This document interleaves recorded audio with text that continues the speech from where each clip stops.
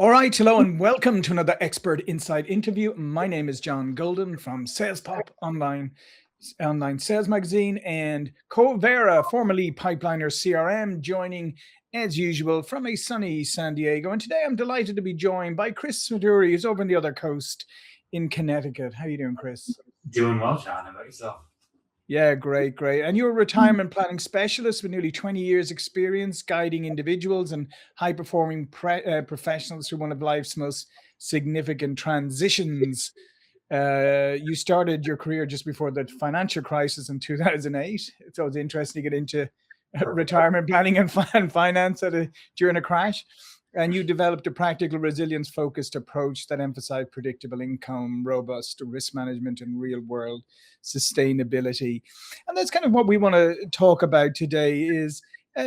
You bring a unique kind of dual perspective where you combining rigorous financial structures with deep personal clarity. Explain that to me, because for me, on the surface, that sounds exactly right, because we tend to kind of go one way or the other, or we tend to just it's get ultra focused on the finance. Yeah. As I was kind of getting started in industry and talking to folks about retirement, you realize quickly that people spend a lot more time planning the financial aspects of the retirement and building up and accumulating the wealth for retirement, Mhm. but spend very little time figuring out what that purpose is in retirement, right? So they can end up retiring from something, but not retiring to anything, Right. other than the recliner, and that's really not the most meaningful retirement. And yeah, so we really want to focus on the overall satisfaction that someone is going to experience in retirement. And what about because let's face it, a lot of people are very tied to their job, their business, or whatever. It becomes their identity in many ways. So how do you help people if they're transitioning, if they're going to be retiring? How do you help them to see their self worth not just tied to the business or their exit or their retirement or whatever, but a more holistic approach? Yeah, thank you for asking that. It's such a great point. Um, so much of our identity is just tied up in who we are and what we do. And so for our next act, it's really just spending time kind of reflecting on what we want that next act to be. Mhm. What moves us, what drives us, what is going to give us fulfillment in life, and then just bringing that out. There might be things that you've put off your entire life, and whether it could be because you didn't have time for it, or you just usually it's just time, right, to dedicate to something, or the resources, or anything like that. So we really want to encourage people to bring that out, whether it be volunteering or learning something new or mentoring someone. Work doesn't necessarily have to stop on a dime, Mhm. right? Want to be thoughtful and give it some time and attention. And I find in stillness, those things come up pretty quickly. Yeah, yeah, no, it's a great point, and it's like as you said, it's like finding what your purpose is, where you want to invest your time, what you want to do, rather than and I guess part of what you do is trying to help people see it as a new beginning, building on what you've done before, rather than it's rather than because a lot of people look on when they transition to something, they kind of have this sense of loss, right? And Mhm. loss is a very powerful emotion for humans, right? And so it's very easy to see people who, retire suddenly feeling a loss as opposed to a gain. Yeah, yeah. It almost reminds you of folks that are graduating from college, right? Yeah. This is the time of year that it happens. And the graduation isn't, it is the end of the college experience, but it's actually a new beginning Hmm. with full of opportunities. And, this is the time for you to create a whole new life. So, and generally, you're not the person that you were when you began your career, right? Hmm. And what we've done, we've changed a lot, and taking the time to try different activities. It doesn't have to be, you don't have to be sitting on the boards of Sure. Fortune 500 companies or anything like that. It could be simple. It could just be, gardening, but whatever it is, Mhm. uh, something that's just going to bring you joy on a daily basis. As we kind of enter the fourth quarter of life. Yeah, and I guess part of that is, I mean, if you've been so used to aligning, working financials around a business, right? That's got a very distinct, set of variables and a thought process and all of that. Now you're transitioning into a different way of, a different financial model, if you like. Now that's more about personal values and things like that. And that transition also has to be a little bit strange for some people. Yeah, yeah. Um, there's a number of different things that kind of determine how fulfilling our retirement's going to be. Hmm. And I look at, like, kind of five big red flags to kind of look out for and avoid as we're getting into retirement. Hmm. You mentioned, I think, the biggest one, which is that loss of purpose and identity. Social isolation is another big one, right? Because we had a group of folks that we're used to seeing on a daily basis. And that's, if we're not proactive about creating, a social calendar, very easy to kind of, get swept up to sitting on the couch and watching TV all day. So, you have that, you have, just functional aging and health decline, right? Cognitive decline, and then, marital relationships and what that looks like afterwards.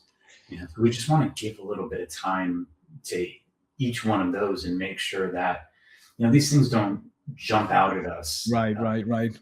That Yeah. it's that what we're doing is intentional, and we're going into it with our eyes open and realizing that this is a big change. And especially if you've been driven, or you're used to working, very hard and committing yourself, like on learning how to transition into a different life. As you said, even in your personal relationships, I mean, a lot of your relationships may be have a lot of a work foundation to them, and when you take away the work, maybe they're not that significant after that, or whatever. Maybe they don't have the same significance that you used to put on them. Yeah. Yeah.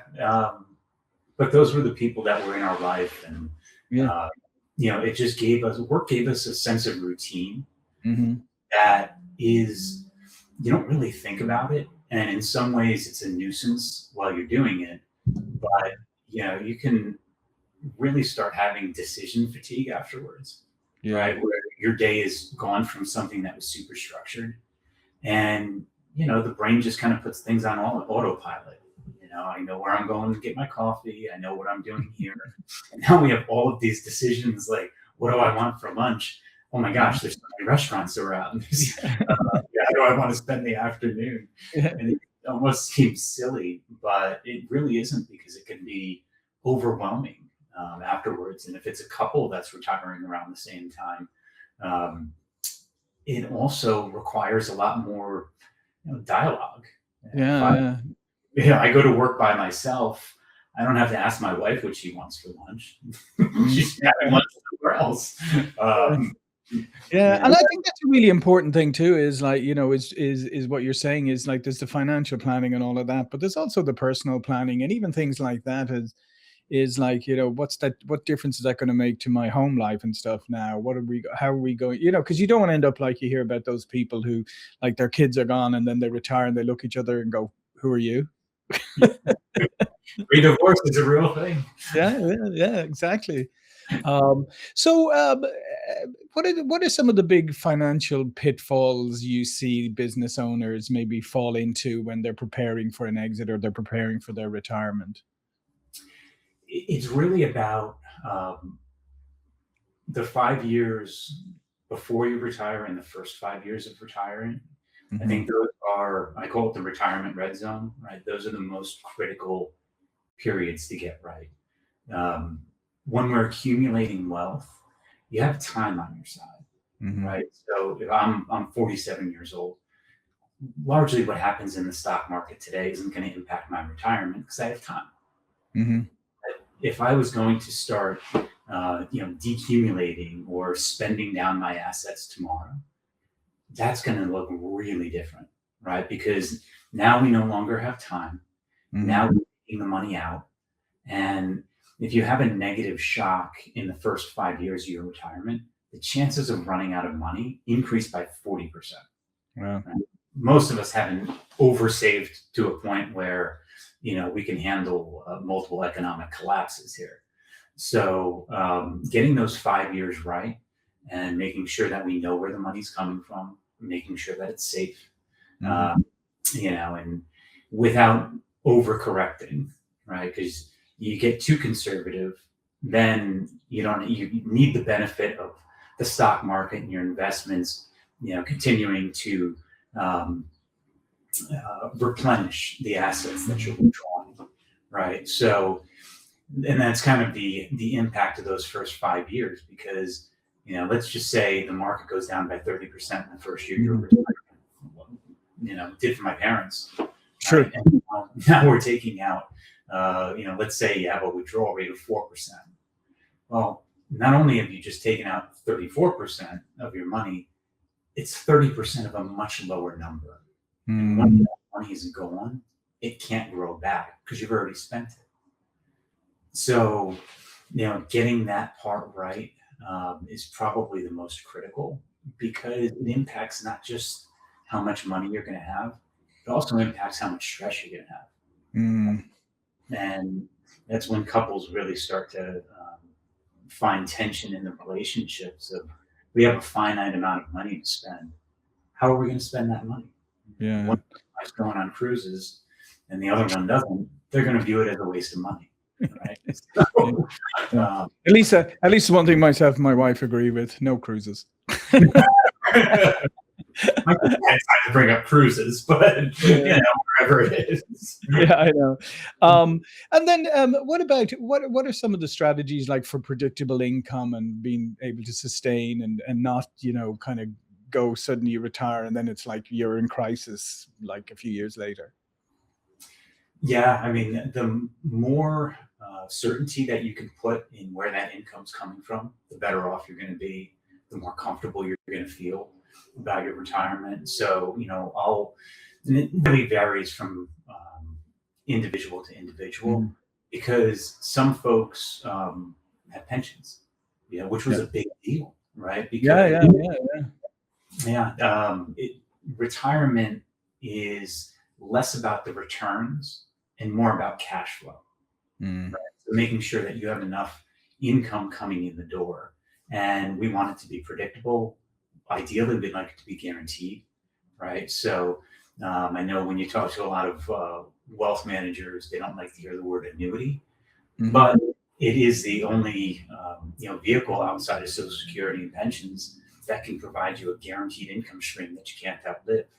So again, we don't want to overweight on one side and be like, oh yeah, that sounds great, put all of the money into the annuity. No, we don't want to do that either, right? But if we can kind of figure out what our run rate of expenses is going to be, and then guarantee that, then the rest of your portfolio, actually you have more freedom to invest because you're not trying to create liquidity from it.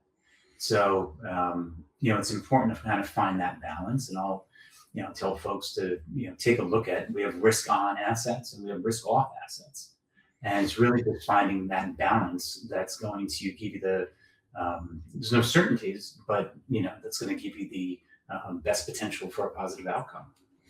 Yeah, no, absolutely. And I guess that's another thing, the uncertainty, particularly people like older 50s, 60s or whatever, the uncertainty about, have I saved enough? Do I have enough? All of that. I mean, that sometimes I think weighs heavily on people's decision whether they are going to retire or not. Maybe some people retire too early. Maybe some people retire later than they need to.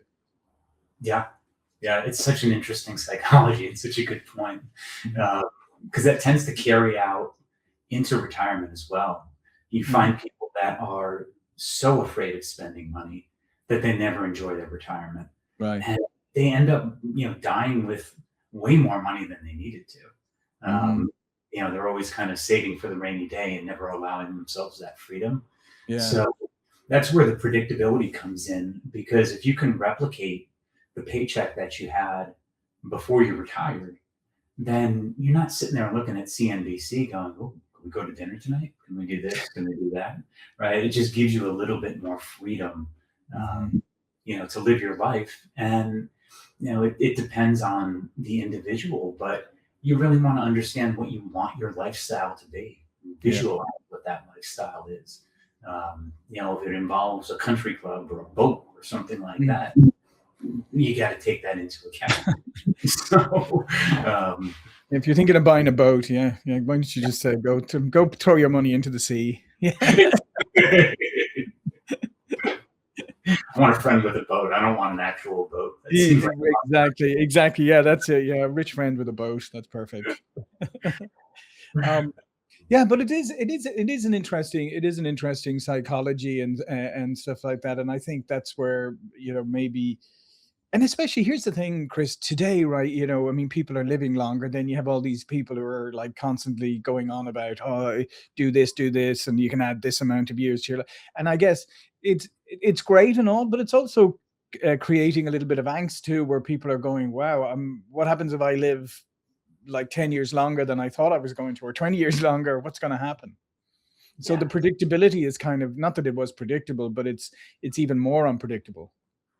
yeah. That money has to last longer than you do, right? Mhm. One way or another.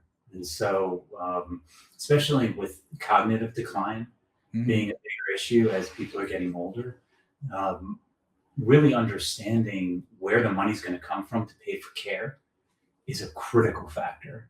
I would say, Yeah. outside of the first 5 years in retirement, how you're going to fund long-term care is probably the biggest question.